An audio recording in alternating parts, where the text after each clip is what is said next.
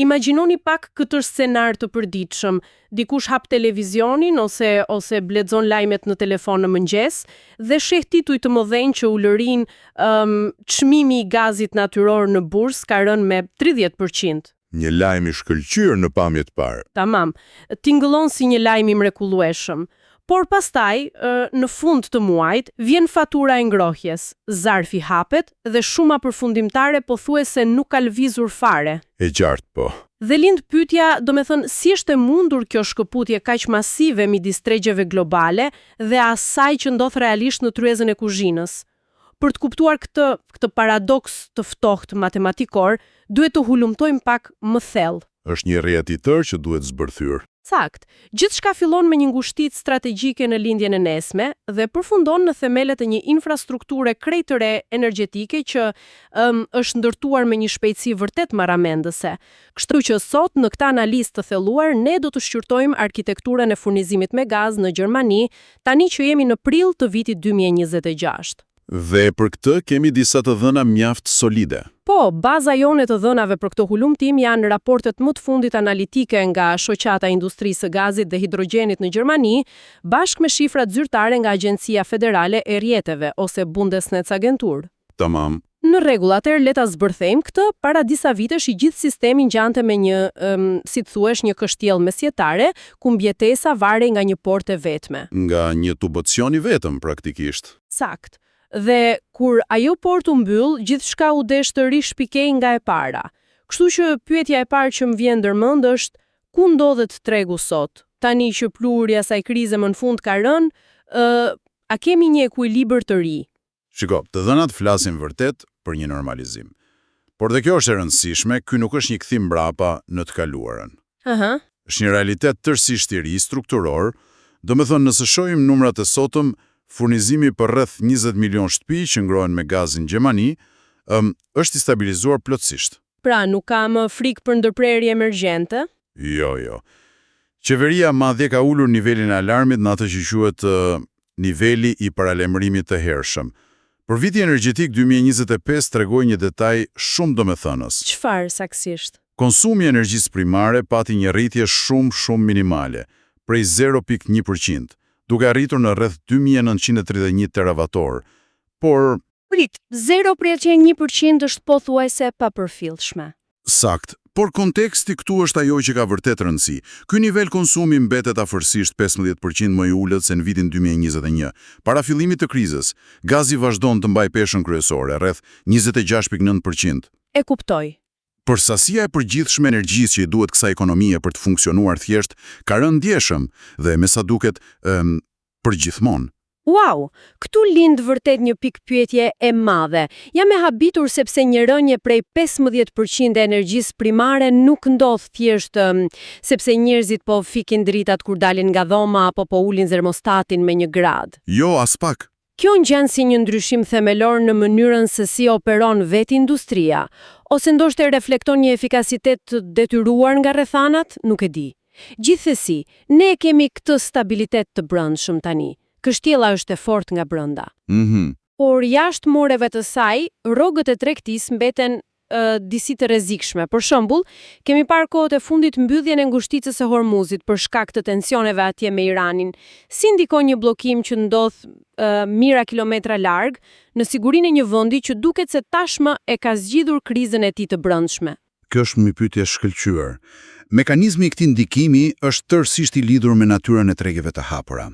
Ngushtica e Hormuzit nuk është thjesht një rrugë kalimi do si do. Rreth 20% e të gjithë vëllimit global të gazit të lëngshëm ose LNG siç e njohim, kalon pikërisht aty. Katari, për të marrë një shembull konkret, përdor atë rrugë dhe mbulon rreth 8% të importeve të LNG-s në Bashkimin Evropian. Që i bie të jetë sa në total? Në totalin e furnizimit të përgjithshëm me gaz të BE-s, kjo përkthehet në një modeste 3%. Prit pak. 3%, kjo nuk tingëllon si një kolaps i sistemit. Dua të them, nëse humbe 3% të furnizimit, teorikisht, thjesht shkon dhe kërkon burime tjera për ta zëvendësuar. Pse duhet na shqetësoj kaq shumë një shifër kaq e vogël? Sepse rreziku në këtë rast nuk është fizik, është thellësisht financiar. Kuptoj.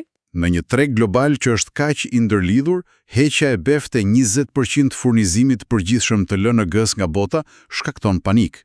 Është një panik i menjëarshëm blerjesh. Do me thënë të gjithë turen të blejnë ato që ka mbetur?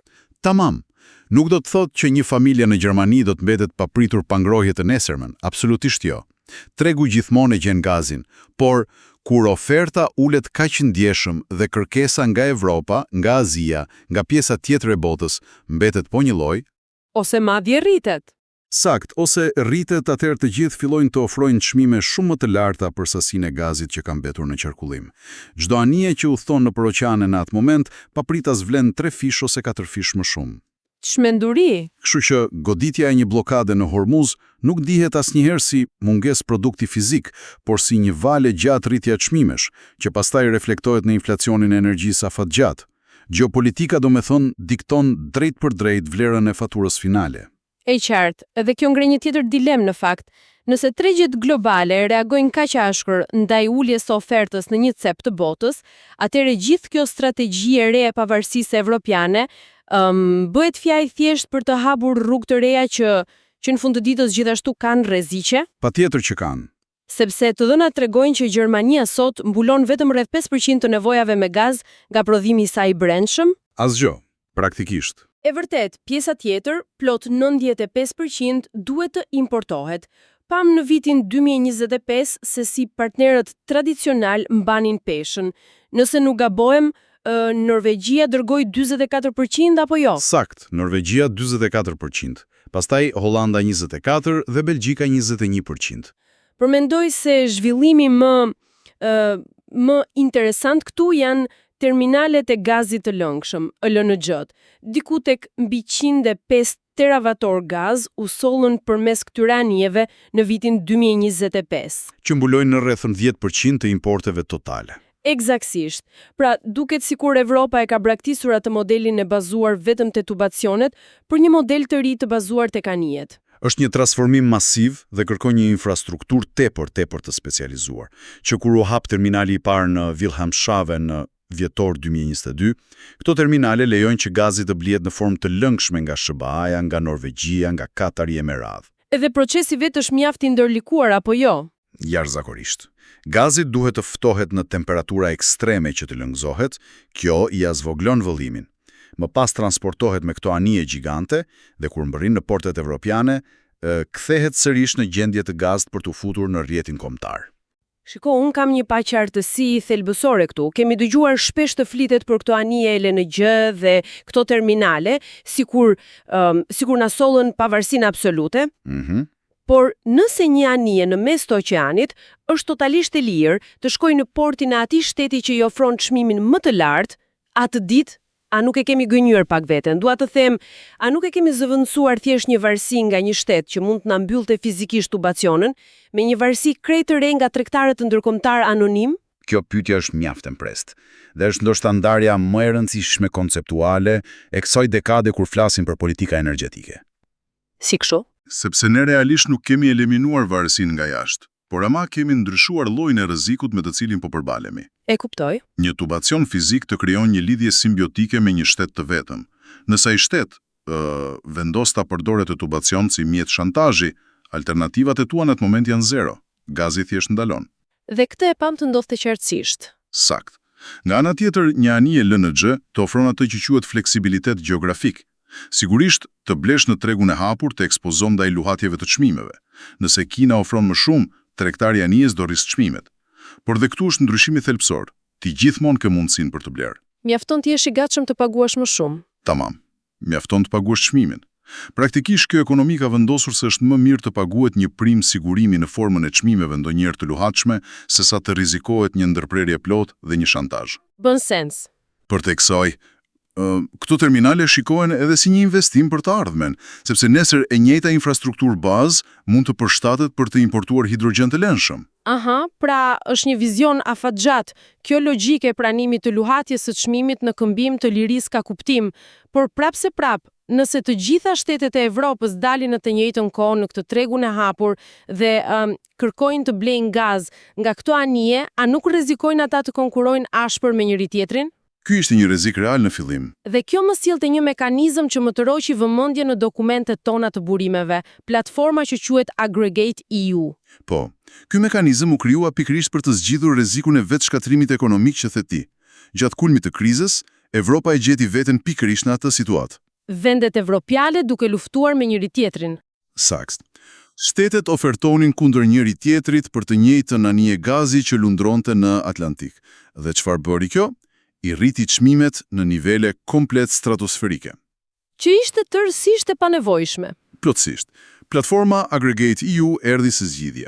Bashkimi Evropian bashkon kërkesën e shteteve anëtare, duke mbledhur rreth 190 miliard metra kub kërkesë dhe duke e përputhur atë me gati 100 miliard nga tregu botror, Evropa tani del para furnizuesve si një blerës i vetëm masiv.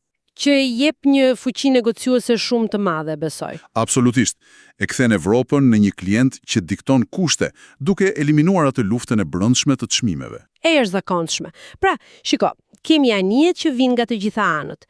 Kemi këto blerje centralizuara për të ulur spekulimet. Po, çfarë ndodh kur anijet vonohen? Ta zëm, një stuhi e madhe në det të hapur, apo një dimër kaq ekstrem sa që asnjë anije nuk arrin të mbulojë furnizimin mjaftueshëm shpejt. Këtu hyn në loj baterit. Bateri gjigante, po. Për gazin, këto bateri janë depozitat nëntoksore, apo jo, ato që njihen si gas speichers. Sakt. Dhe të dhënat tregojnë që infrastruktura gjermane është mbreslënse. 47 depozita nëntoksore të shpërndara kudo, me një kapacitet që mban rreth 244 teravator gaz, diku te një çereku i konsumit vjetor, në mos gabohem. Po, aq është e saktë. Megjithatë, kur lexova të dhënat e datës 8 prill 2026, niveli mbushjes në këto depozita ishte vetëm 33.03%. Për çdo që e dëgjon këto jashtë kontekstit, 33% tingëllon si tamam një gjendje alarmi. Pse nuk duhet jemi të shqetësuar për këtë? Sepse kjo shifër prej 23% duhet parë patjetër në kontekstin e ciklit natyrë të stinëve. Aha. Sistemi i depozitimit funksionon pak a shumë si një cikël frymarrje vjetore. Ato mbushen me gaz gjatë verës, atëherë kur çmimet janë të ulta, dhe askush nuk e mban ndezur ngrohjen. Logjike. Pastaj kur vjen dimri, ai gaz injektohet në rrjet për të mbuluar kulmet e konsumit. Tani, me që jemi në prill, ndodhemi pikërisht në fund të sezonit ngrohjes, kështu që është krejtësisht normale që depozitat të jenë në nivelet e tyre më të ulta të vitit. E qartë, pra nuk pas s'kanë mbetur bosh rastësisht. Jo. Problemi vërtet në të kaluarën nuk ishte ky cikël natyror. Problemi ishte mungesa e rregullave të qarta se si menaxhoheshin këto hapësira kur ishin thjesht në dorë të kompanive private. Dhe këtu ndërhyri ligji i ri Gas Speichergesetz. Dhe çfarë bën saktësisht ky ligj? Pse nuk mund të besohet me atyre kompanive që ta mbushin vet gazin siç e kishin bërë gjithmonë? Pse? Sepse para krizës tregu ishte totalisht i lirë, pa detyrime. Aha. Disa operatorë, sidomos disa të huaj, rezervonin hapësira masive në këto depozita, dhe pastaj çfarë bënin? Thjesht nuk i mbushnin. Seriozisht? I linin bosh qëllimisht? Po. E linin Evropën të pambrojtur para dimrit. Ishte një lëvizje shumë e dyshimt, për të mos thënë një strategji e qëllimshme për të rritur çmimet artificialisht duke krijuar mungesa. Kështu që ligji i ri e hoqi këtë mundësi spekulimi me ligj. Si e bën këtë? Kërkon që depozitat të jenë minimumi 80% të mbushura deri më 1 nëntor, pak para të ftohtit. Dhe më pas, duhet të kenë të paktën 30% të mbetur deri më 1 shkurt, si rezervë. Sigurisht, ka disa përjashtime gjeologjike për vende si Bedlaustedt ose Reden, ku kërkoj vetëm 45%, apo jo? Sakt, për shkak të anës teknike. Por ajo që është gjeniale te ky ligj është rregulli use it or lose it, ose përdore ose humbe. Prit të shoha, e kuptoj sakt këtë. Shteti praktikisht i thot atij operatorit, këto depozita nuk janë thjesht garazhi yt privat ku mund të bësh çfarë të teket. Tamam. Kjo është siguri kombëtare. Nëse rezervon hapësirën për nuk e mbush me gaz për ta mbajtur këtë bateri artificialisht bosh, shteti vjen të heqë të drejpën dhe ja jep dikujt tjetër që do ta mbush. Eksaktësisht. Është një zhvendosje nga një mundësi komerciale në një mundësi të infrastrukturës kritike kombëtare. Dhe kjo infrastrukturë ka edhe një rol të dytë që shpesh neglizhohet. Cili është ai? Depozitat e plota nuk ofrojnë vetëm atë sigurinë që nuk do kesh të ftohtë. Ato janë amortizator fantastik të çmimeve. Si kështu? Nga që tregtarët e dinë që ke rezervë. Tamam, nëse ata spekulatorët ndërkombëtarë dinë që Gjermania ka gaz rezervë për 3 muaj, nuk mund të krijojnë panikë të ngrënë çmimet në qiell vetëm se u vonua pak një anije. Siguria e sasisë e vret automatikisht spekulimin e çmimit. Kjo është shumë interesante dhe meqense ra fjalat e çmimi, le të kalojmë tek ajo që prekim çdo ditë, fatura. Pjesa më e dhimbshme. Patjetër, nëse e gjithë kjo infrastrukturë është vërtet e mbrojtur nga spekulimet siç the, si formohet kjo fatura që i vjen qytetarit, sepse statistikat thonë që konsumi në vitin 2025 në fakt u rrit me rreth 5%, duke shkuar në rreth 876 teravator. Po, kështu ishte. Arsyeja mendoj që ishte një kombinim i motit pak më të freskët dhe çmimeve që ran, aq sa gazi u bë prap tërheqës për industrinë, e cila harxhoi rreth 35% të tij. Shtëpi dhe bizneset shpenzuan rreth 42.5%, por për të kuptuar vetë faturën, duhet shohim se si shitet gazi në Trading Hub Europe, qendrën e tregtimit. Aty kemi dy gjëra. Tregun spot dhe tregun termenmarkt, atë të kontratave afatgjata. Cili është ndikimi i secilit prej tyre te fatura që na vjen të dera? Ky është sekreti i atij paradoksit që përmendë në fillim fare. Ati me zarfin. Po. Shiko, tregu spot është tregu ditor. Aty shitet ai gaz që blihet sot për të dorëzuar sot ose nesër. Çmimet aty luhaten çmendurisht, lart e poshtë nga çdo lloj moti apo tension gjeopolitik. Kështu që kur dëgjojmë ul gazi 30%, është ky treg. 100%. Por një kompani serioze që furnizon qytetet me ngrohje, nuk rrezikon dot të blejë në mënyrë ditore. Kështu që ata shkojnë te terminmarkt, te kontratat afatgjata. Blejnë sasi masive muaj ose madje vite përpara, me një çmim të fiksuar. Aha, pra gazi që unë konsumoj në janar Është blerë ndoshta që verën e kaluar me çmimet e atëhershme. Prandaj kur bie tregu sot, fatura jote nuk reflekton asgjë, sepse furnizuesi yt nuk e ka blerë me atë çmim. Kjo ka kuptim në fakt, të jep stabilitet që të mos trefishohet fatura brenda natës, por e mban të lartë kur çmimi bie. Është një shpat me dy tehe, po. Prap se prap, mendoj se ka një element edhe më të madh që na e mban faturën kaq të rëndë. Kur lexova të dhënat e janarit 2026, ku një familje paguante mesatarisht 11.02 cent për kilovator, mbeta pa fjalë të një detaj. Te ndarja kostove, e marr me mend. Egëse, përfshir fitimin e kompanisë e të tjerë. Është e vërtet. Do me thonë, edhe si kur nesër gazi në treg botëror të na jepej totalisht falas, një utopi, fatura jon do mbetej prap sa gjysma e asaj që paguajmë sot. Çfarë dreqin po paguajmë me këtë 54% tjetër? Po paguan infrastrukturën dhe shtetin, as më shumë as më pak. Ajo pjesë e faturës është krejtësisht e ngurtë. Për shembull, rreth 23.2% e çmimit shkon për necengelte ose tarifat e rrjetit. Që i bie tjetë mirëmbajtja e tubave? Tubacionet, pompat, stacionet, rrogat e teknikëve. Këto nuk ndryshojnë fare nga fakti nëse molekula e gazit u ble lirë apo shtrenjtë në bursë. Dhe pastaj kemi atë 31.4% e famshëm që janë taksat e shtetit. Aty ke TVSH-n, taksën e energjisë dhe sidomos taksën e CO2-shit, e cila është bërë qëllimisht e lartë për të dekurajuar që të përdorësh lëndë fosile dhe të kalosh te burimet e rinovueshme.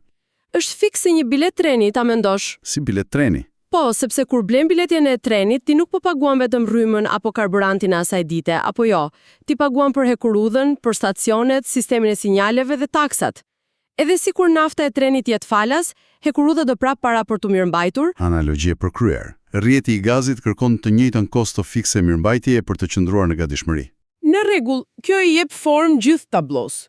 Kemi bërë një rrugtim goxha kompleks sot. Filluam me atë konsumin që ka rënë strukturisht me 15%, pam se si një bllokim i largët në Hormuz shkaktoi një val inflacioni, jo mungese fizike. Kuptuam që pavarësia e anijeve LNG është thjesht një zëvendësim risku, pranuam pak kaos në çmim vetëm që të mos shantazhoheshim nga tubacioni. Tamam. Mësuam si agregati EU ndaloi atë luftën qesharake të shteteve që ofertonin kundër njëri tjetrit dhe zbuluam se një depozit gazi nuk është më thjesht magazin tregtare, por një mburoj kombëtare përmes atij rregullit use it or lose it. Dhe ja ku përfunduam te matematika e ngurtë e faturës. Ky sistem është i mbrojtur tani, por ka një kosto siguracioni shumë të qartë. Është i mbrojtje që ka një faturë sakt dhe ky model, ky rregullim kaq mbreselënës ngrej një pritje vërtet të madhe për të ardhmen. Për çfarë saktësisht? Ne diskutuam se si ajo platforma Grigate EU e shpëtoi Evropën nga vetë shkatrimi ekonomik thjesht duke e grupuar të gjithë kërkesën për gaz bashkë si një blok i vetëm. Po. Tani, ne po ecim drejt atij tranzicionit masiv të energjisë së gjengbër, apo jo, larg lëndëve fosile. Lind pyetja. A mundet ose a duhet Evropa të përdorë eksaktësisht të njëjtin mekanizëm blerjeje të centralizuar, por kësaj radhe për lëndë të para absolutisht strategjike? Për mineralet e ke fjalën. Patjetër. Mineralet e rralla që na duhen për çdo bateri apo panel diellor nesër. Imagjino si do të ndryshonte balanca e fuqisë gjeopolitike në botë nëse ky kontinent i tërë, në vend që të garojë brenda vetës, vendos të sillet si një klient i vetëm gjigant për t'i marrë këto materiale. Muret larta, por përmes kësaj fuqie blerëse kolektive për të diktuar kushtet jashtë mureve të saj. Kërkon një nivel krejt tjetër integrimi. Absolutisht, një planifikim që shkon shumë përtej menaxhimit të një krize të vetme dimërore. Gjithmonë ka diçka të re për të zbuluar në këtë ekuilibër delikat të burimeve, por hulumtimi ynë sot besoj e përmbushi misionin e tij. Le të reflektojmë pak të gjithë mbi atë se çfarë mund të arrihet me të vërtetë nëse përdoret zgjuar kjo fuqi blerëse kolektive.